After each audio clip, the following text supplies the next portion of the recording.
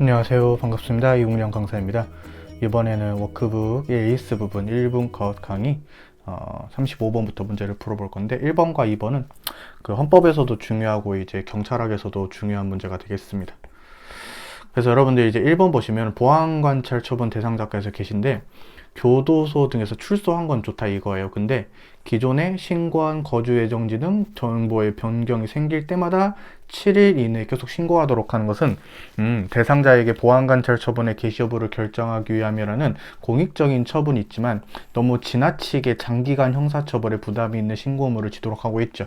그래서 이제 털을 잡고 살아가다가 이사도 할 수가 있고 그 다음에 이제 범죄를 저지른 거 잘못했지만 뭐 뉘우치고 반성한 다음에 이제 새 사람으로 살아가다가 뭐 이사 갔는데 잊어버렸어요. 까먹은 거예요. 근데 이제 정보의 변동이 생길 때마다 7일 이내로 신고를 해야 되는데 이걸 또 신고를 안 하면 또 처벌을 한다 이런 것들이 되겠죠. 그래서 이것은 너무 지나치다 해서 헌법 위반이 됩니다. 그래서 과잉금지 원칙에 위반해서 개인정보 자율정권을 침해한다 맞는데 2번은 좀 다르죠. 여러분들 우리가 일단 출소한 후 7일 이내에는 신고를 하도록 해야 되겠죠. 수용자가 어디 있는지 이제 파악은 해야 된다. 그래서 이제 출소한 사람들에게 출소한 후 7일 이내에 출소 사실을 신고하도록 하는 것은 헌법 위배되지 않습니다. 근데 이 지문에서는 침해한다고 했기 때문에 일단 틀렸고요. 1번 지문에서 이제 빨간색으로 표시한 거 보시면은 정보의 변동이 생길 때마다 이 부분과 그쵸 정보의 변경이 생길 때마다 7일 이내와 그 다음에 교도소 등에서 출소한 후 7일 이내에 신고하도록 하는 거 요거를 조금 구별해서 봐야 되는 판례가 되겠습니다. 그 이제 2번 지문이 이제 지금 경찰학에서는 조문은 살아 있어요. 왜냐면 이제 헌법 불합치 결정을 받았기 때문에 당분간은 씁니다. 그래서 이제 경찰학에서는 조문 물어보는 거고 헌법에서는 판례 물어보는 문제이기 때문에 여러분들이 그렇게 풀면 되겠습니다. 3번은 여러분들이 이제 푸는 스킬이 하나 있죠. 유죄 판결이 확정된 사람을 신상정보 등록 대상자로 규정하는데 여러 가지 범죄가 있습니다. 그렇죠?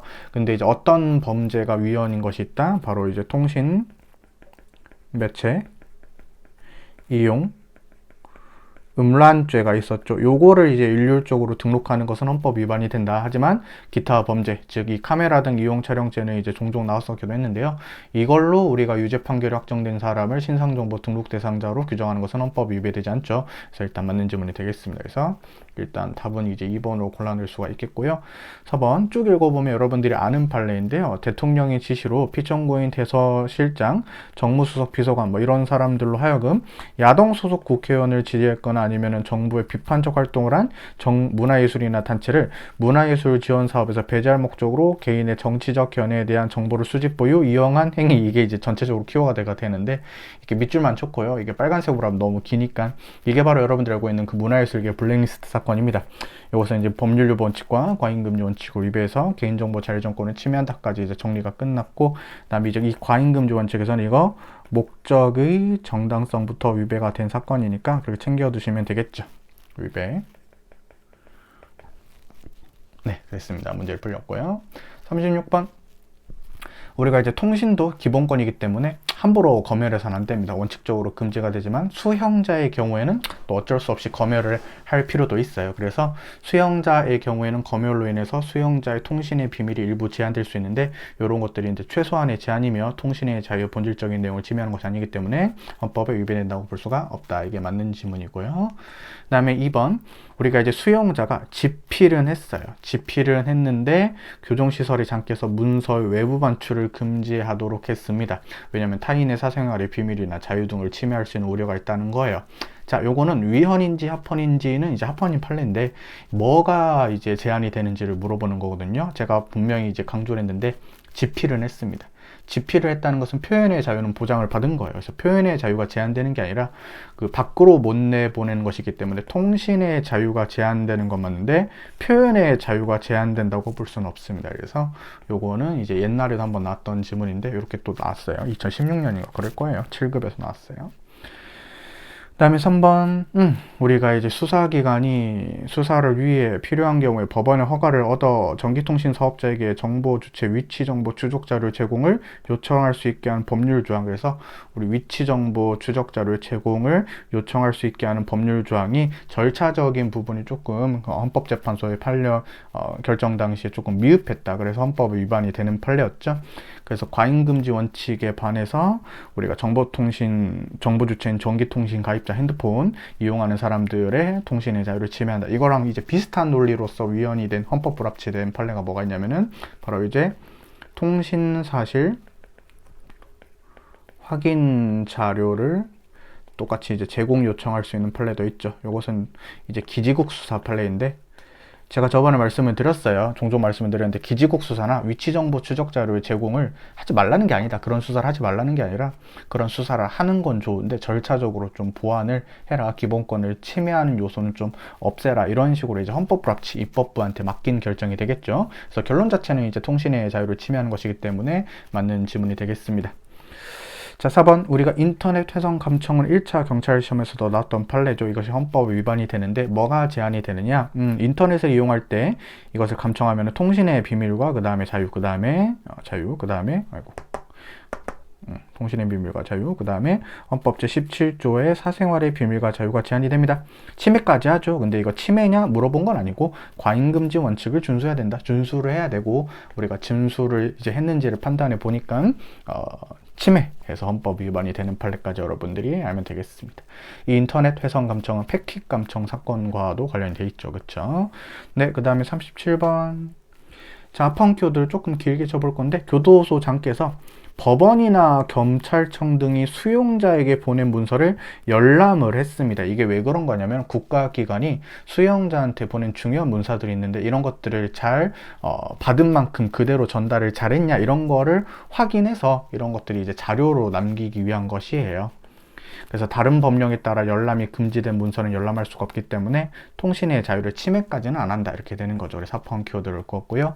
2번은 어렵게 생각하지 말고, 여러분도 우리가 타인 간의 대화 내용을 위법하게 취득한 자도 나쁜 사람이고, 그 다음에 위법하게 취득한 타인 간의 대화 내용을 공개 누설한 자도 나쁜 사람인데, 요것을 이제 입법자가 동일한 법정형으로 규정해서 처벌하도록 했어요. 그래서 벌금형을 선택적으로 규정을 안 했나 봐요. 뭐 징역형이나 금고형만 있나 봐요. 하지만 이것은 헌법 위배되지 않으니까, 전체적으로 우리가 이제 타인의 통신 같은 것은 함부로 공개하면 안 된다, 위법하게 취득하면 안 된다, 처벌한다, 헌법이 위배되지 않는다, 이렇게 되는 거겠죠. 자, 그 다음에 3번은 여러분들이 이제 우리 긴급 통신 제한 조치가 가능하죠. 긴급 통신 제한 조치가 가능한데 지체 없이 이제 법원에 허가 청구를 해야 되죠. 요거 여러분들이 이제 형사소송법에서 개정이 됐다라고 했는데, 개정이 됐는데 많이 튀기네 이번에는. 슉 튀겼어요. 신경 쓰지 말죠. 제가 굿노트도 써봤는데 비슷하더라고요. 그래서 일단 손에 익은 걸로 하고 있습니다. 우리가 이제 긴급 통신 제한 조치를 한 때부터 이제 법원의 허가 청구를 받아서 허가를 받아야 되는데, 요게 이제 36시간이죠. 애매한 시간. 근데 여러분들 요게 이제 그 형사소송법에서 통비법에서 이제 제2항이 있었는데 5항으로 옮겨갔어요. 그래서 없어진 조문은 아닙니다. 36시간 그대로 쓰고요. 그냥 2항의 위치에서 5항으로 위치만 옮긴 것이다, 이렇게 생각하면 되겠습니다. 그래서 36시간으로 고쳐도 크게 문제가 없습니다. 어쨌든 틀린 지문이고. 4번. 수사기관이 아닌 사인이 공개되지 아니한 타인 간의 비밀 녹음한 녹음 파일에 대한 녹음 검증 조서의 증거 능력을 인정되지 않겠죠? 이건 쉬운 지문이니까 답은 3번이 되겠어요. 자, 38번의 문제. 몇 번까지 있니? 5번까지 있구나. 그럼 넓게 볼게요. 자, 1번 종교교육이나 종교 지도자의 양성.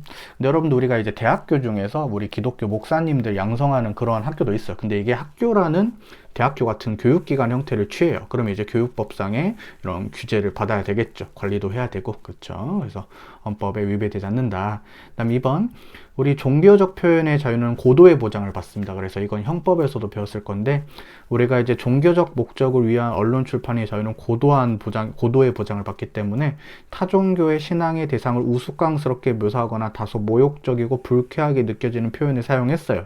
좀 그렇긴 한데, 그게 그 종교를 신봉하는 신도들에 대한 증오의 감정을 드러내는 것이거나 폭행, 협박 등을 우려가 있는 정도가 아닌 이상 허용된다고 본다. 그래서 좀 넓게 표현의 자유를 인정을 해주죠. 그래서 이제 모욕죄가 성립하지 않는다라고 형법에서도 배웠을 것 같아요. 자, 3번인데 학교 정화구역 내 납골시설을 금지했습니다. 이것은 이제 헌법이 위배되지 않는데, 그게 국가든 공공기관이든 개인이든 뭐 종교단체든 문주기든 다 똑같다. 그래서 뭐 종교의 자유 등이 제한은 됐지만 침해되지는 않는다, 이렇게 되는 거고요. 4번, 자, 이게 지방자치단체가 유서 깊은 천주교 성당 일대를 문화관광지로 조성하기에 상급단체로부터 문화관광지 조성 계획을 승인받은 후 우리가 수용 제결했는데, 이렇게 되면 왠지 이제 그 종교를 밀어준 것 같지만, 이게 지방자치단체가 종교라는 이유로 밀어준 게 아니라 뭐를 밀어줬다? 문화국가 원리상 좀 이제 지원을 해준 거죠. 그래서 헌법에 이 정도는 위배되지 않는다, 이렇게 되는 거고요. 다음에 5번. 자, 종교단체의 복지시설을 운영하는 것을 제한합니다. 종교단체가 복지시설을 운영하고 싶은데 이것을 좀 제한을 한다 봅니다. 그럼 이제 법인의 인격권이나 법인 운영의 자유가 문제가 아니라 종교의 자유 침해가 문제가 됩니다. 그래서 법인 운영의 자유를 침해하는지 여부에 대한 문제로 귀결되는 게 아니라 그냥 종교의 자유를 판단한다라고 보시면 되겠어요. 옛날에 있었던 지문을 이제 변형해서 낸 것입니다. 그래서 이제 5번 지문 우당탕탕 다 틀렸다, 이렇게 되는 거죠. 네. 그래서 이번 시간 여기까지 마무리할 수 있도록 하고요. 다음 시간에 이제 계속 만나뵐 수 있도록 하겠습니다. 고맙습니다.